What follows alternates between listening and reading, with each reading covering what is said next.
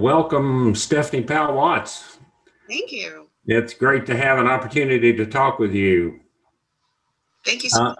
Maybe we can spend a few minutes discussing your childhood in Lenoir and Caldwell County, and then spend most of our time focusing on your wonderful novel, No One Is Coming to Save Us, and then finish up with some of your thoughts about education.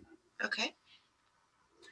So this interview is co-sponsored by the Martin Luther King Jr. Association of Asheville and Buncombe County, and by the Wilma Dykeman Legacy. And both of those organizations are in the midst of the mountains, in Western North Carolina. You, Stephanie, grew up in Caldwell County on the edge, I would call it on the edge of the mountains. And the county seat of Caldwell County is the town of Lenoir. So did you grow up inside or outside the Lenoir city limits?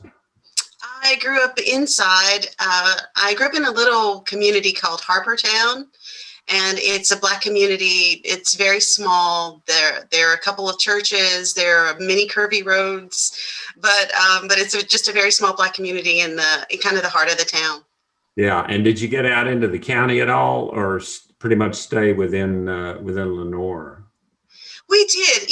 Actually, a couple of years ago, maybe 3 years ago, we were looking for just a little place to come home to. I live in Pennsylvania now, and we thought we might buy a place that's outside in the county.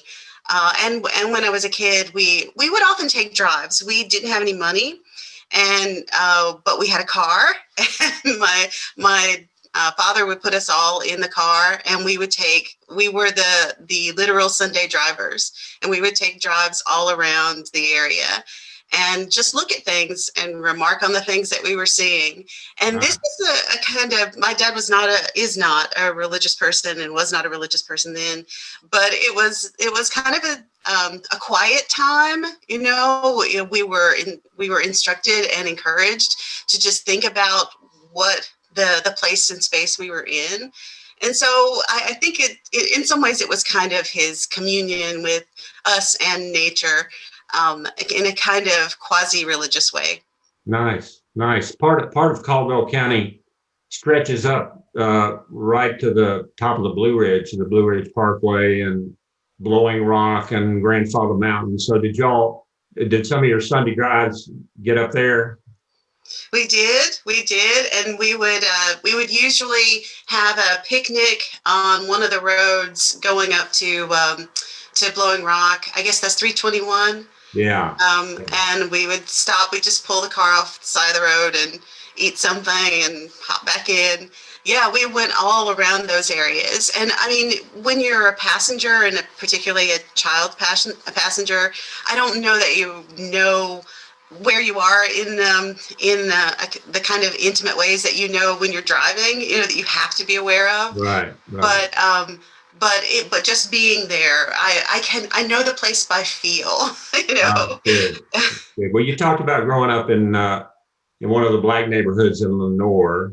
It's hard to get away from the issue of race in the United States, and we now know that we're just all swimming in a white supremacy culture that has been constructed over the centuries, and it's hard to combat that. And don't know if you have any thoughts about any of that in terms of your own childhood in Lenoir.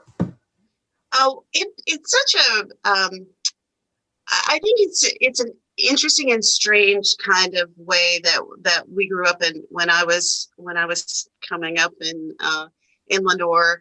I went in my classroom. I was always the one of the only Black children in the classroom. There might have been another Black child, and this is in communities that I come from, communities that are predominantly African American, and so to then be in a classroom where I am the only one is at the time, because I was a child and because children just accept what you give them and they have that kind of flexibility, and I didn't think about it in quite the same way that I think about it now.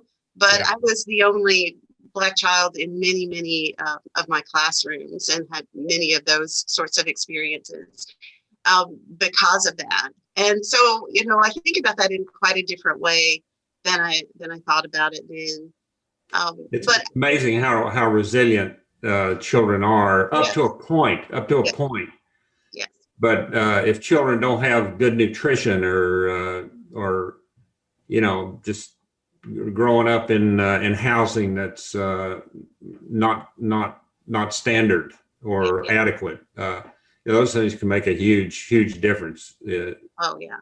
You know. Oh, absolutely, absolutely. But I think that there's a kind of there's a way in which that we accept things as that we just play them as they lay when we're kids, Yeah. and it's not until we've had some reflection and we think, well, why do I feel this way? Why do I react this way when such and such happens? Or, then we start to examine the kinds of situations that we found ourselves in and realize this had a start. This didn't just come out of nowhere. Right. Well, before we leave your childhood, I mean, how do you see it looking back on it? I mean, plus, minus, neutral. The whole Lenore Caldwell County thing.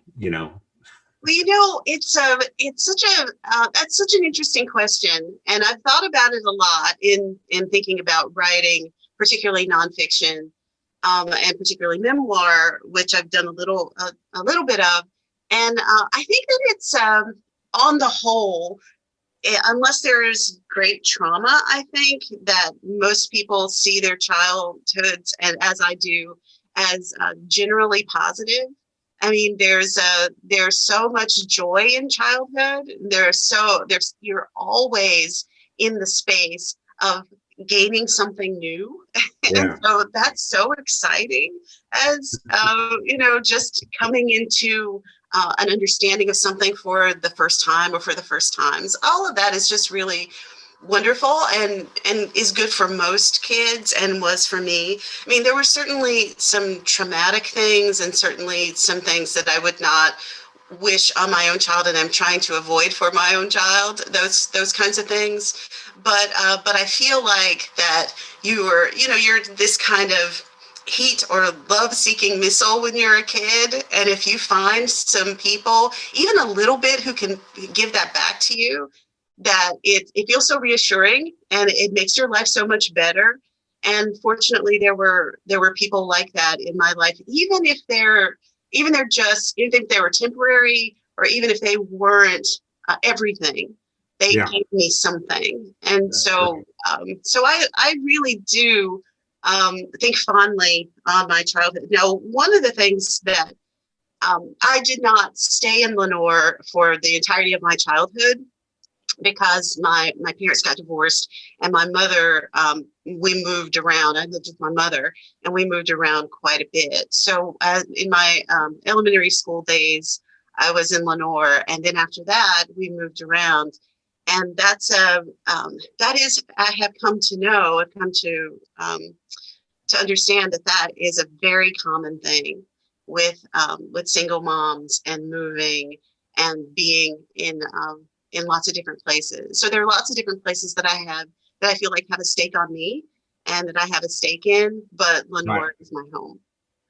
Well, you talk a little bit about that in your introduction to your collection of short stories. We're taking only what we need. You're a great short story writer as well as novelist, and maybe we might have time for a question about that later. But you were able in that introduction even to put a positive spin on moving around so much. Your mother was a firm believer that in reinvention, I think was your word. Yes. And you strike me as an optimist and a curious person, and that probably is one of the reasons why your novel, No One Is Coming to Save Us, is so remarkable. And I'd like to talk a little bit about that now. Great. You've created so many good characters in that novel, mostly African American characters, Black characters. To me, the main character is Sylvia Ross, a 50 or 60 something mother who has lived a tough life, but is definitely a survivor. And then there's her daughter, Ava, who in my mind is a bit of a yuppie. I don't know if that's appropriate to say, but she's married to a fellow named Henry Bailey, a man, quotes, who knew he was beautiful. But he's also limited, and of course J.J. Ferguson, who was virtually raised by Sylvia after his father shot his mother. A spoiler alert: J.J.'s father, when he was very young, when J.J. was very young, shot his mother to death. So he was virtually raised by Sylvia Ross, and now many years later, as the novel begins, J.J. has moved back to Pinewood, and Pinewood, let me say, feels a lot like Lenore. Let's just call it Pinewood. JJ's moved back to Pinewood, and he's built a mansion on posh Brushy Mountain Road. And as we've just heard in your reading, as early as page 6 of the novel, we learn that, quotes, JJ had loved Ava, with a strong implication that he still loves her. And again, to repeat your great reading, they used to say, if you love something, set it free. Don't you believe it? Love means never letting anything go. Now, you described various ways of loving in this novel, and maybe you could talk a little bit about that. I wanted the novel to circle around the idea of love, and romantic love is important and a driver for all of us, because we either reject it or because we're trying to live it. But I didn't want it to be the main driver of this story. There are many ways to love somebody and something, and I wanted to show some of those ways, and the ways that are sustaining for us are often not only with a romantic partner. And so I wanted to foreground these kinds of love relationships in the book. Love is a pretty complicated thing, isn't it? Yes. Yes. One of the kind of sub-themes that runs through this is the older generation versus the younger generation. Do the racial facts of life make this conflict more extreme or urgent for the Black community, or is it kind of similar for everybody? I mean, I think there are definitely differences between generations, and definitely different, scenery and stage dressing for different generations. When I was a kid, I was on a landline phone to my friends as much as I could be, until either my father or my mother said, "Get off that phone," and I did that. I did that every day I could. I had so many long distance phone calls, just that whole thing. My son is 10. He doesn't have a phone, and even though he desperately wants one, but his generation's on the phone all the time. You don't see someone without the phone in their hands.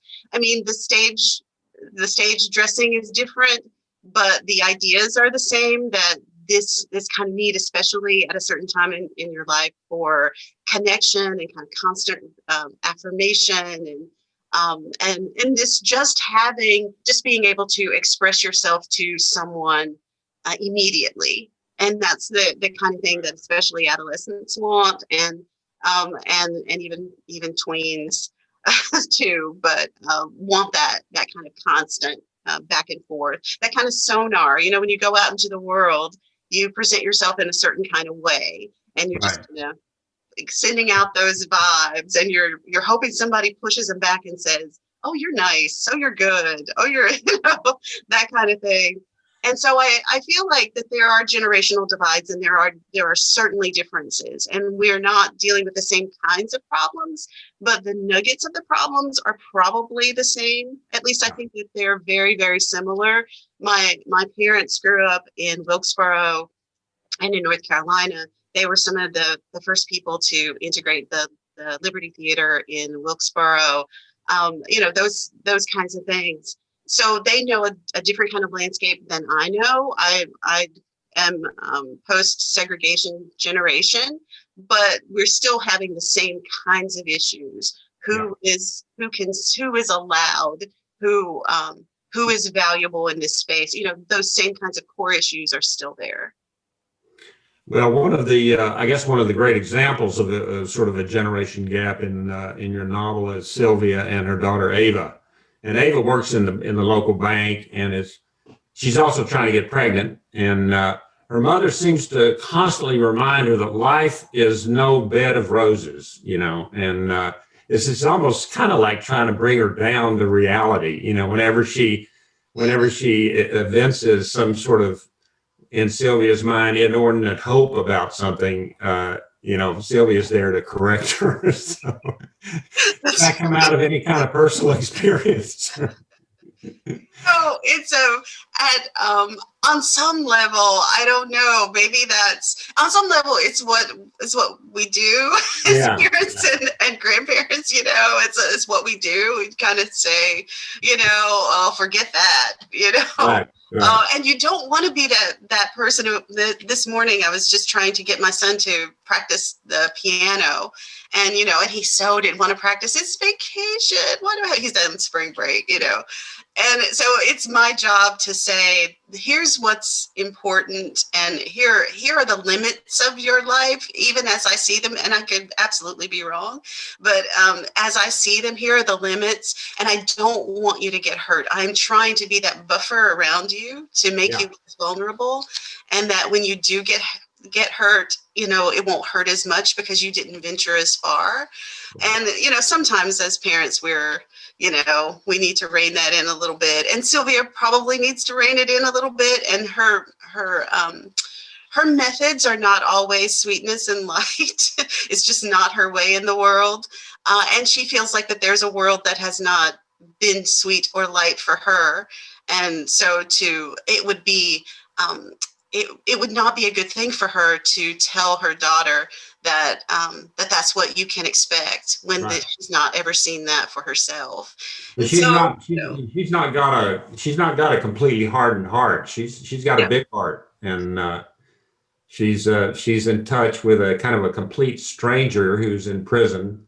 But one of the things I like about this novel is that there are just no stereotypes in it. No one is on drugs.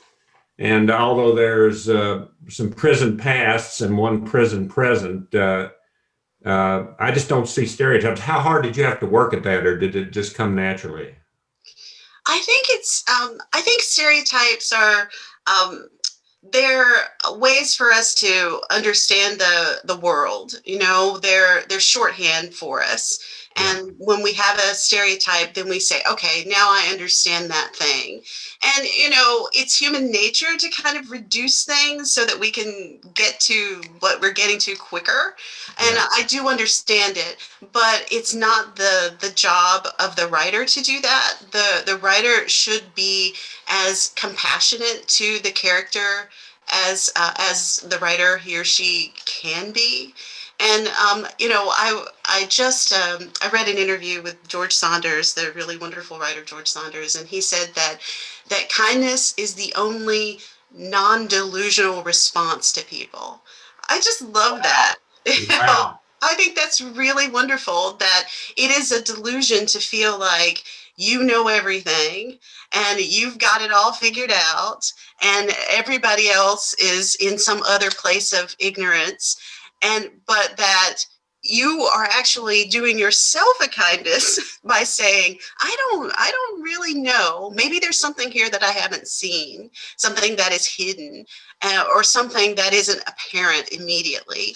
And I think that giving characters that kind of grace is what turns them into hopefully real people, that you feel like, okay, here's somebody that I may not love, I may not want to spend, my holiday with or whatever, but somebody I can understand because that person has real potential and real flaws. Wow, that's what a great quote.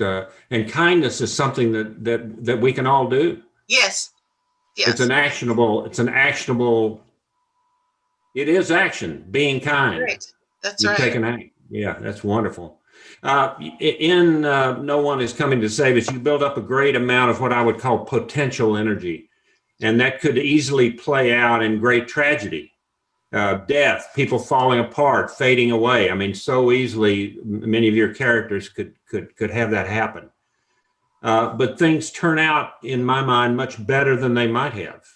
And did you intend that from the beginning, or did the characters make you do it? Yeah. Well, I mean, I think that there's a little bit of both. I really felt like that I wanted to show a story. We all in our lives have these crests and troughs and these ups and downs. And where we stop the story makes it either a comedy or a tragedy. So if you stop it on a crest, then maybe you're in a different place than if you stop it at a low point.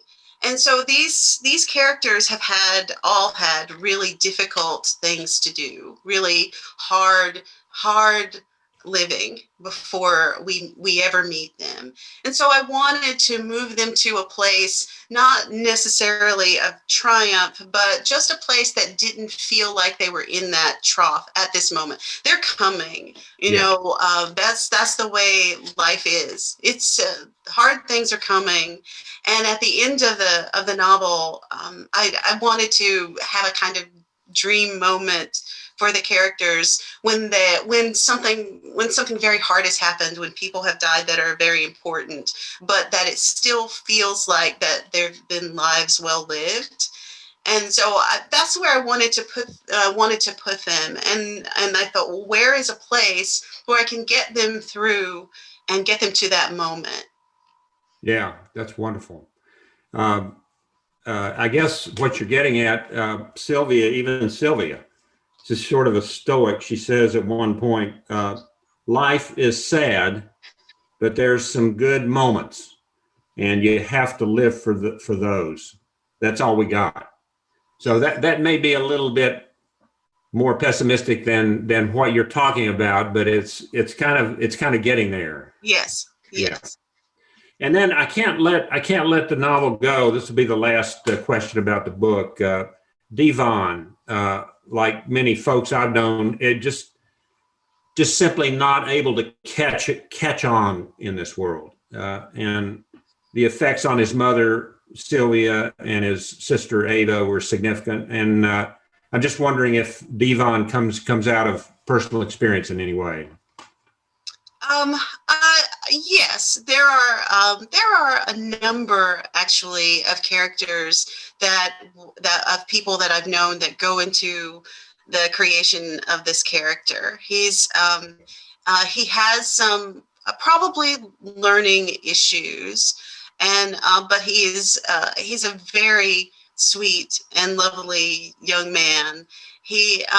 He doesn't know what to do with himself. His family really doesn't quite know, because they don't understand the extent of his issues, of his mental state. There are lots of issues that are unrecognized, but everybody is trying their best to love him. And and I think, as much more than anything, he's a character for me that is about compassion. The people that I've known in my life who've had difficulties, and just people that I've encountered in other outside of my family, they deserve our compassion, and not because they are virtuous. That compassion should not be based on the amount of virtue that you have. That compassion is a gift for you and for the person, or for the character. And so I wanted to show this character who deserves it, who needs it, and who deserves it, and what that means for the other characters around him, even when they don't really know what to do. They know how to love. Well, that's great.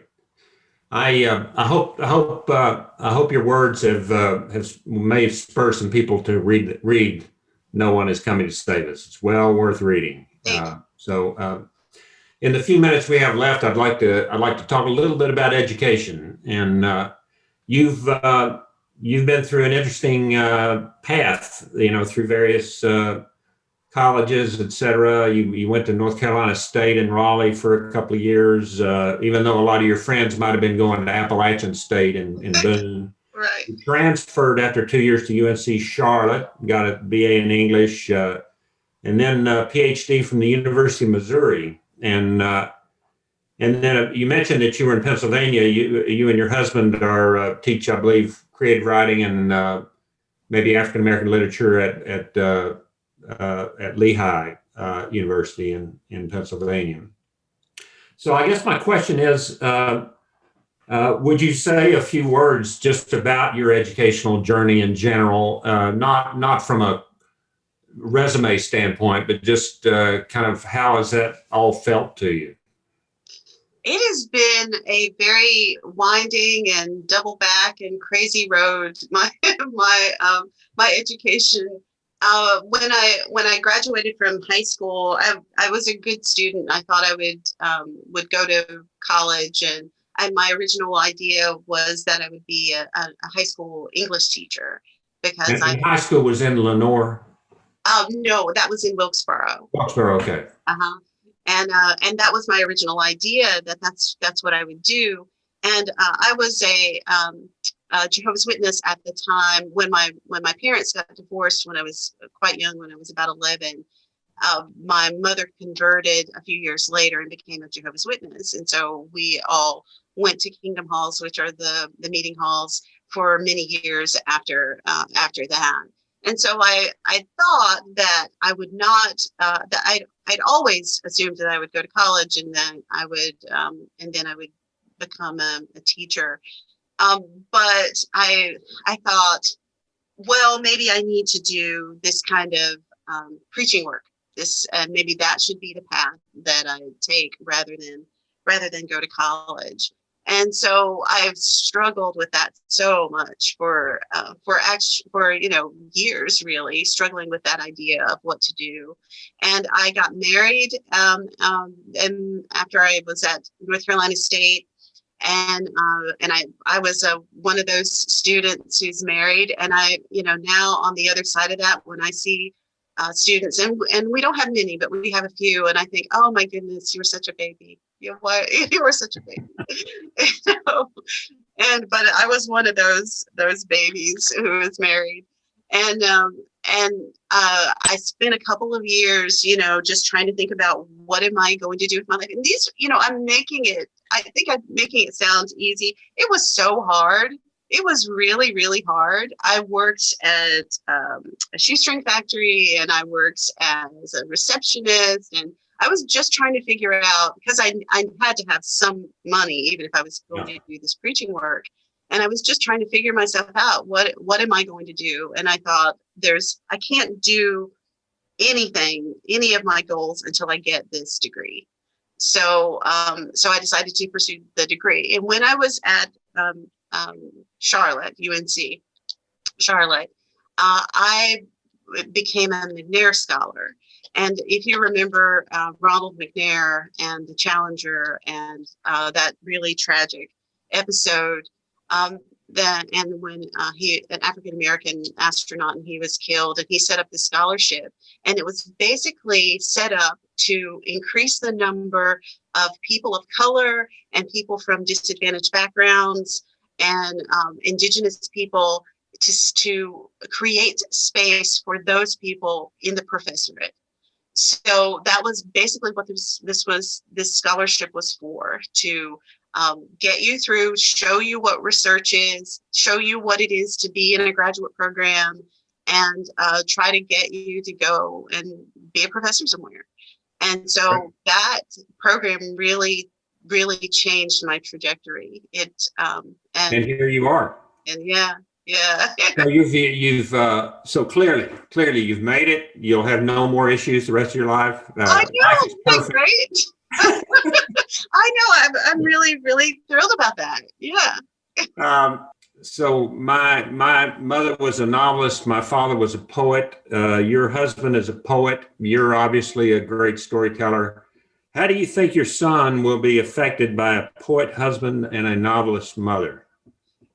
Um, I tell him all the time, I want him, whatever you want to do, I want to do, so whatever you want to be, I'm happy. I'm happy about that. He loves math and science. I would say, I told him, I was at a reading and I said this at a reading that my son loves math and science. I don't know where I went wrong. It's, I feel like I need some kind of deprogramming, And a woman came up to me after the meeting and she said, "You should really be glad he loves math and science. I don't understand why you said that at all." So no, I'm just kidding. But he is he's a writer. He writes all the time. He has several books that he's put together. He's a filmmaker. I think that I think that writing, like education, is a way to have a conversation and a way to have a hard conversation. And, when you're in high school or when you're in K-12, the questions are there already made for you. But when you go to school, when you go to the university, you get to say, what are the questions here? What are my questions? What's pertinent and important? And whether those questions are in a lab or in an English classroom, you're still asking those important questions. And so I want him, I think part of a fulfilled life and part of a happy life is finding the way that you can ask the questions that are most meaningful to you. And so if he's doing that, I'm totally happy. If it's surfing, I'm totally happy. But I would keep pushing the books, but if it's surfing, I'm still happy. That's great. That's great. That's a good parental orientation. Stephanie Powell, it's been great to talk with you. I feel honored to be able to interview you in this setting, and thank you so much. Thank you. It's my honor.